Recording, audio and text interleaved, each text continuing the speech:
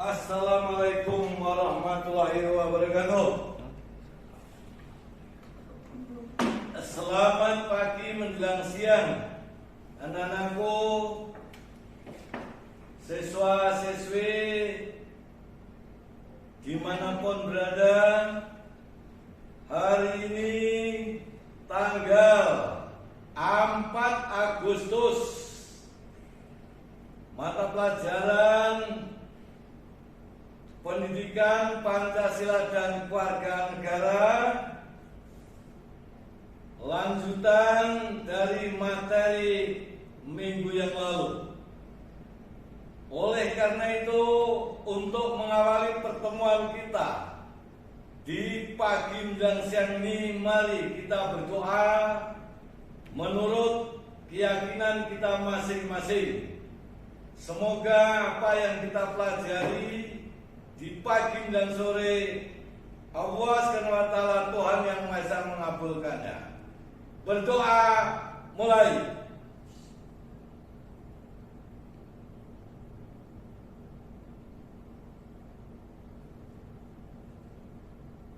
Selesai.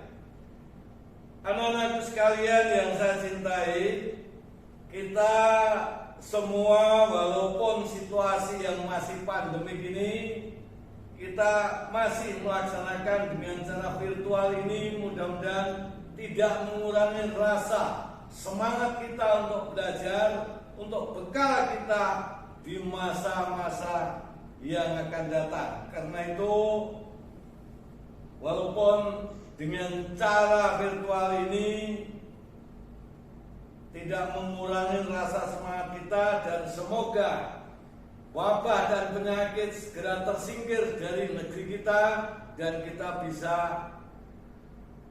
melaksanakan pembelajaran tatap muka. Karena itu, mari sama-sama bisa jaga diri. Anak-anakku sekalian yang saya cintai, minggu yang lalu saya suruh merangkum, maka siapkan sekarang akan kita tindak lanjuti atau melanjutkan pelajaran-pelajaran yang materi-materi yang sudah. Tolong bukunya yang masing-masing sudah punya, buku cetaknya, karena buku itu penting. Buku adalah gudang ilmu, jadi kita harus memiliki. Sambil buku ringkasannya di sampingnya, atau anak-anakku sekalian mendengarkan dulu, nanti saya kirim rangkuman itu. Anak-anakku sekalian yang saya cintai, khusus program IPS 1, 2, 3, dan 4, materi pertemuan kita hari ini adalah kasus pelanggaran hak dan pengingkaran kewajiban warga negara. Ini materi yang akan sajikan di pagi dan sore ini. Karena itu, tolong buka buku Anda, buku PPKN, dibuka masih bab 1. Di situ kasus pelanggaran hak dan pengingkaran kewajiban warga negara. Terus langsung masuk halaman 4. Halaman 4 Anda lihat peta konsep. Nah, itu ada peta konsep. Yang pertama, kasus pelanggaran hak dan pengingkaran kewajiban warga negara. Terus dan baginya kita sudah lihat sampai dengan kita lihat makna hak dan kewajiban warga negara. Anak-anak sekalian yang saya hormati, kita masih mengingat minggu yang lalu saya jelaskan apa yang dimaksud hak asasi itu. Tiap-tiap orang memiliki hak asasi. Definisi hak asasi manusia adalah hak yang kita miliki sejak lahir atau hak yang melekat pada martabat manusia sebagai insan ciptaan Tuhan. Itu pengertian daripada hak asasi. Sedangkan kita ini adalah hidup di negara yang tercinta, yaitu di Indonesia. Kita sebagai warga negara sudah pasti punya hak dan kewajiban. Hak kita di dalam negara sebagai warga negara adalah sudah saya sampaikan. Salah satunya adalah hak untuk mendapatkan penghidupan dan pekerjaan yang layak. Ini salah satu. Hak mendapatkan pengayoman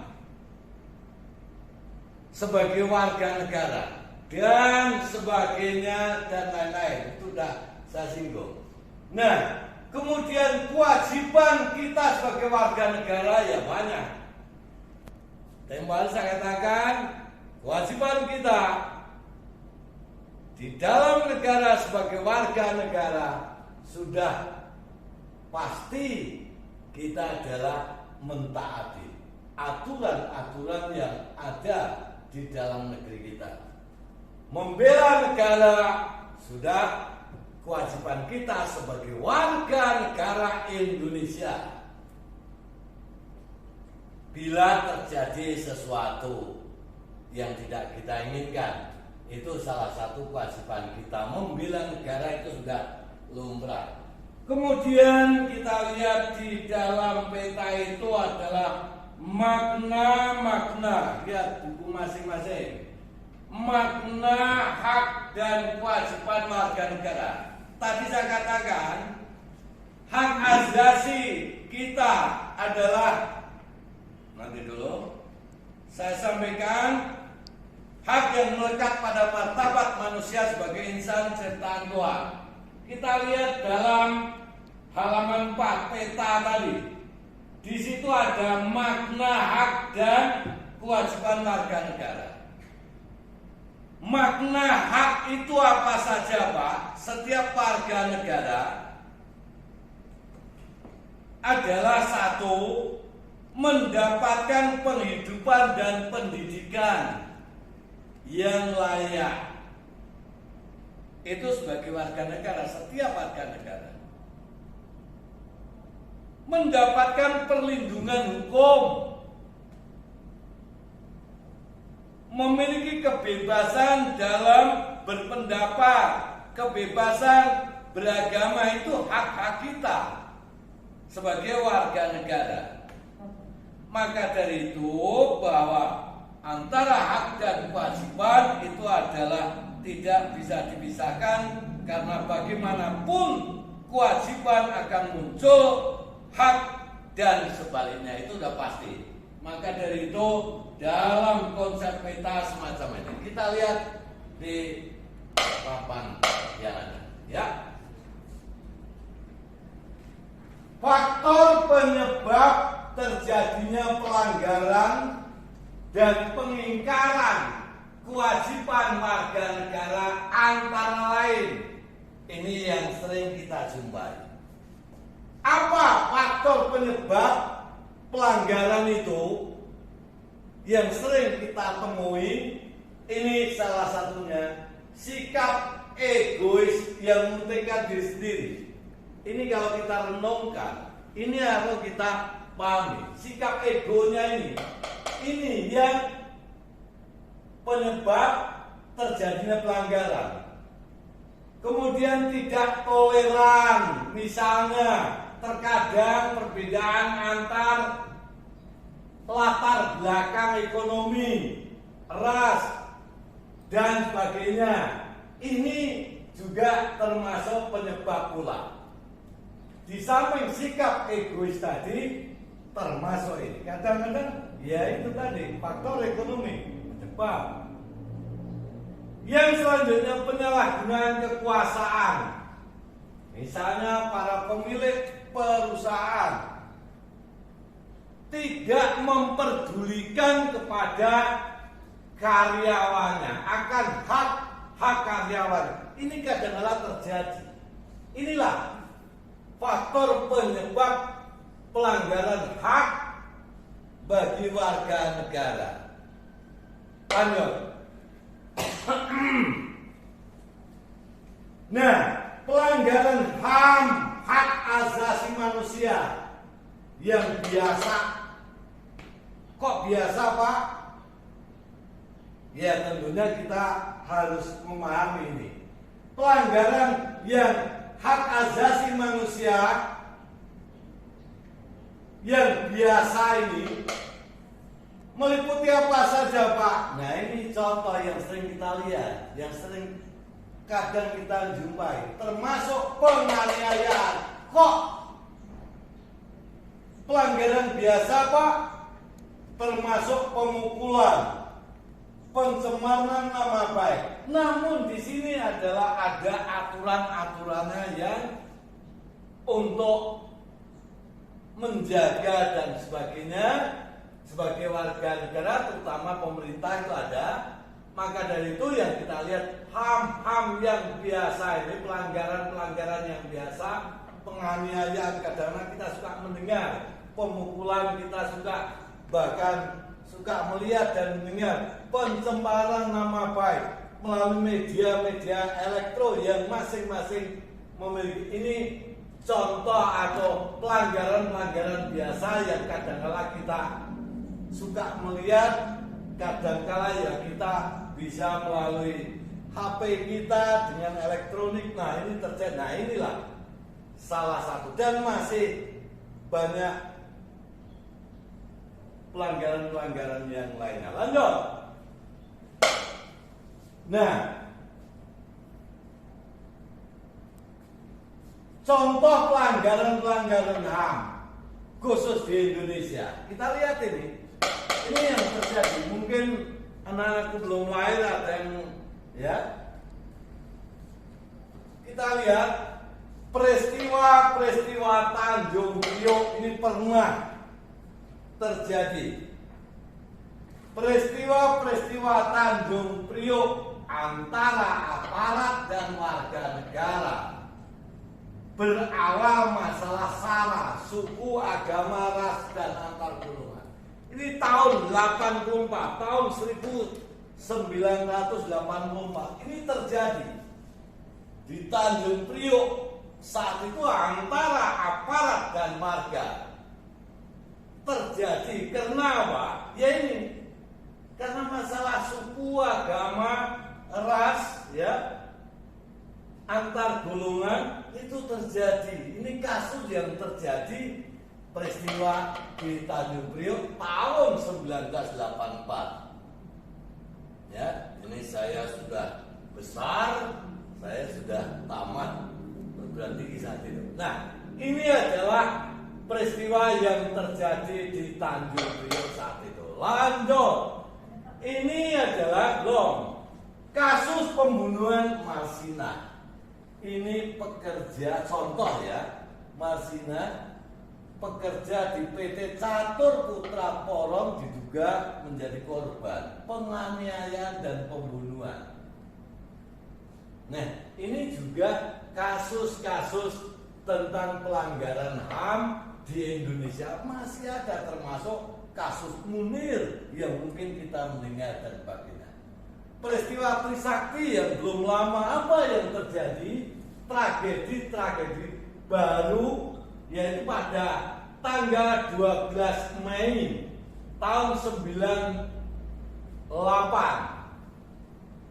Banyak di situ atau para demonstrasi dan sebagainya ingin menyampaikan aspirasinya dan sebagainya. Nah, ini termasuk pelanggaran hak asasi manusia. 4 mahasiswa saat itu meninggal dunia saat peristiwa yang saat itu sedang ada demonstrasi. Kemudian kasus pembunuhan wartawan Udin di tahun 96. Seorang wartawan harian Bernas diduga juga dianiaya oleh orang yang tak dikenal, akhirnya meninggal. Ini contoh, ini yang pernah terjadi di negeri kita. Pernah. Maka termasuk peristiwa Tanjung Priok, mungkin anak-anakku sekalian belum lahir atau ada suka mendengar dari orang tuanya, dan inilah soal atau pelanggaran-pelanggaran yang terjadi. Maka dari itu sekalipun kita memiliki hak dan kewajiban kita sebagai warga negara, ya minimal kita harus tahu apa yang terjadi. Lanjut. Nah, dalam kasus pelanggaran ini kita sudah tengok, termasuk dalam buku Anda di halaman 5. Itu Anda bisa lihat halaman 5, buku paket para pengendara sepeda motor. Kaitannya apa? Lalu lintas. Sudah diberikan garis aturan demikian. Nah, ini contoh kendaraan yang sudah ada batasnya, dia melanggar. Ini salah satu bentuk pelanggaran atau tergolong daripada egois tadi. Itu bisa terjadi. Nah, ini kita lihat dalam halaman 5. Contoh mengenai lalu lintas.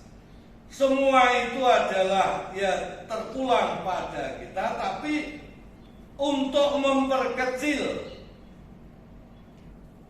pelanggaran-pelanggaran tersebut, maka diterapkan adanya aturan-aturan dalam misalnya lalu lintas tadi.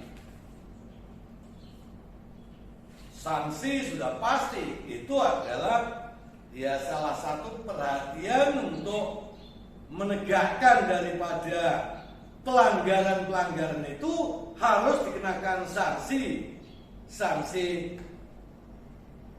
hukum sesuai dengan pelanggaran-pelanggarannya. Lanjut, kita Anda buka anak sekalian, itu di halaman 7. Anda lihat paling bawah halaman 7 ada pasal dalam Undang-Undang Dasar Negara Republik Indonesia tahun 1945 tentang hak warga negara antara lain. Nah, ini dituangkan dalam pasal 27. Segala warga negara, tegas, bersamaan kedudukannya di dalam hukum dan pemerintah wajib menjunjung hukum.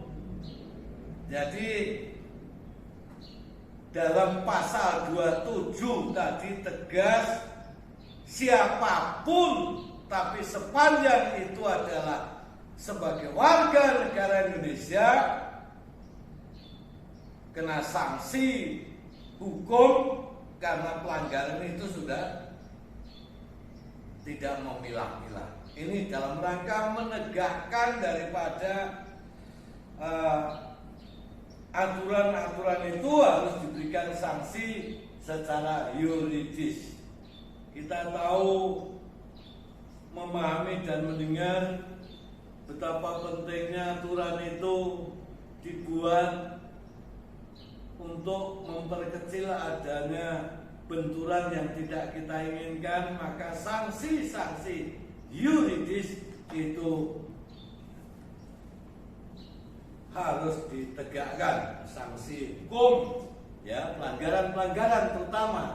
Karenanya dalam hal ini kita sebagai warga negara harus bisa memahami, apalagi hidup di negara yang tercinta yang seluas ini. Kita sebagai warga negara sudah selayaknya lah kalau kita mentaati aturan. Anak-anakku sekalian yang saya hormati, yang saya cintai dimanapun berada, sekilas apa yang saya sampaikan sedikit tadi minimal kita mengerti. Maka buku-buku yang Anda miliki ini yang tempoh hari saya suruh meringkas bab 1, nanti sambil berjalan sambil saya jelaskan sehingga kita tahu. Apalagi kalau tatap muka paling nikmat itu saling berinteraksi.